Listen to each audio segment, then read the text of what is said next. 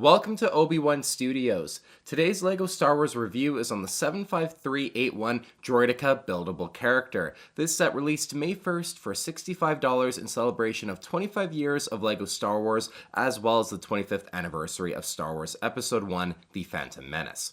The Droideka is given the 18+ adult rating as it is a buildable character for display and comes with 583 pieces.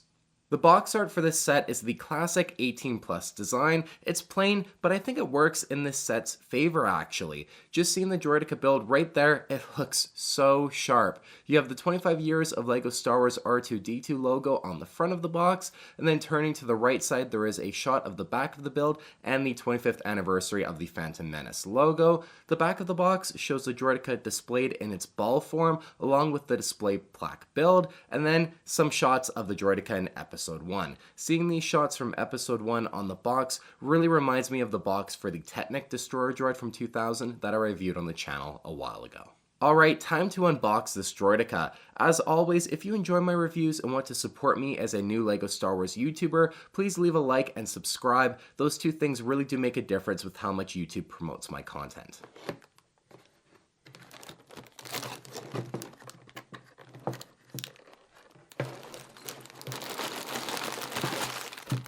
Opening the box, we have the instructions manual, a small sticker sheet, and then the printed display plaque just loose inside, which isn't really great. I mean, come on LEGO, it's a display plaque, give us some sort of protection for it.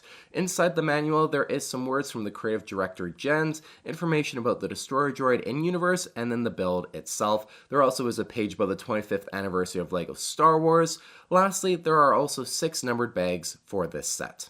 Like all buildable characters, the Droideka comes with a build for the printed display plaque. It sits on a small stand with the 25 years of LEGO Star Wars brick, and then a smaller minifig sized Droideka. This Droideka isn't that great, sadly. I don't know why LEGO has such a hard time making Droidekas look good. I've seen some custom ones that actually look pretty great, and I think they need to take some notes and some better inspiration from these custom ones. So in this case, I'd really have preferred the stand to just fit the plaque and the anniversary brick, and just don't give us this little minifig sized Droideka, because it really takes away from how good this set actually is. Now, while LEGO can't make a good-looking minifig-sized Droideka, they sure can make an incredible-looking buildable character-sized one. I was so excited when the set was first rumored, and honestly, the build did not disappoint. From every angle, this Destroyer droid just looks absolutely awesome. The legs for the Droideka look really good, and they are also solid. The build feels very sturdy sitting on these 3 legs. The center armor bulb I think was shaped about as good as you could have expected at this scale. I really like how they fit in the correct design with it representing some of the exposed pieces on the top front section of it. This large piece in the middle of the midsection looks really good in representing the power cell plating. On either side we have the deflector shield projector plates. While they are on the larger side, I do like the shaping of them and don't think they look unnaturally large. On the outsides of them we have 3 stickers to represent the holes through the plates. I wish these were printed pieces as you really have to take your time lining them up so it looks good on display.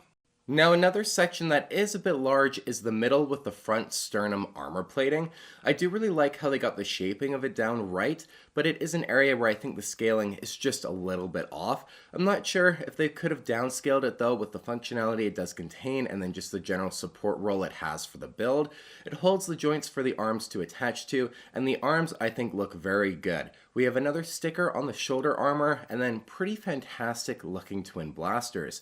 Getting their shaping right I think was a very important detail, and they absolutely nailed it. I also really like the shaping of the arms in general. They are nice and skinny, and the arm extensor strut looks really great as well. The power cables on each arm that connect to the body I think really just complete the look of the arms and blasters for the Droideka. One thing I love about this build is that both arms are actually connected in the middle section, and you can actually replicate how the Droideka shoots, alternating each arm firing. This was very cool and a very clever addition to the build. Turning the Droideka around to look at the back shell, the shaping here I think overall looks pretty great. It's not super seamless looking from certain angles with some of the pieces being lower and higher than the others, but overall it's still a very solid design. We also have our final stickers here on the top of the back shell. Lastly, we have the head of the Droideka. One of my biggest wishes when I reviewed the Technic Destroyer droid was that the primary sensor eye didn't actually angle downwards on that build, and for this version, they just nailed that detail. I really love the use of these lipstick pieces to get that red center of the sensors. It just looks so sharp here. It looks really good. The shaping of the head itself, I think, was done really nicely too. Overall, the head for the Droideka just looks so great. Now, this Droideka has one last feature up its sleeve. It can actually fold into its ball form for a display. Now, there are a few steps in the instructions to actually accomplish this. First, you tilt the arm supports forward and then tilt the blasters up. You open up the deflector shield plates, then tilt the whole top of the Droideka down and forward, also of course making sure the head faces straight down. Then you take out all three legs and place them facing up. The end result, however, is pretty cool, and I'm honestly just impressed that you can even do this with the build. The main build itself, when it's standing up and deployed, looks fantastic, and then they were able to actually make it so you can fold it up into its ball form as well. That's just really cool. So this way, you have two really awesome ways you can choose to display your Droideka, but I personally do think the deployed version is the superior one for display. Man, I really love this set. When I think of a set for the 25th anniversary of the Phantom Menace, this is something that comes to mind. A set that is very well designed, pays awesome tribute to the movie and the source material, and honestly, is just really cool. Overall, I have no real complaints when it comes to the Droideka build. It's honestly better than I hoped it would be, and I feel like that's really rare to be able to say that about a build when it comes to LEGO sets these days. The worst part about this set is that little Droideka. It's just not great.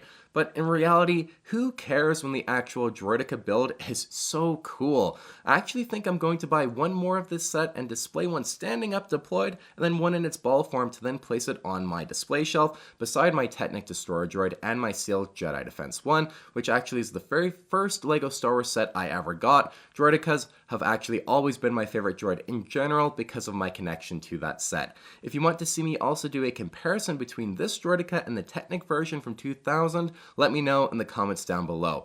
Thank you for watching my review on the 75381 Droideka. If you enjoyed the review and want to support my channel, please leave a like on the video and hit that subscribe button. And don't forget to check out my YouTube channel for more LEGO Star Wars reviews.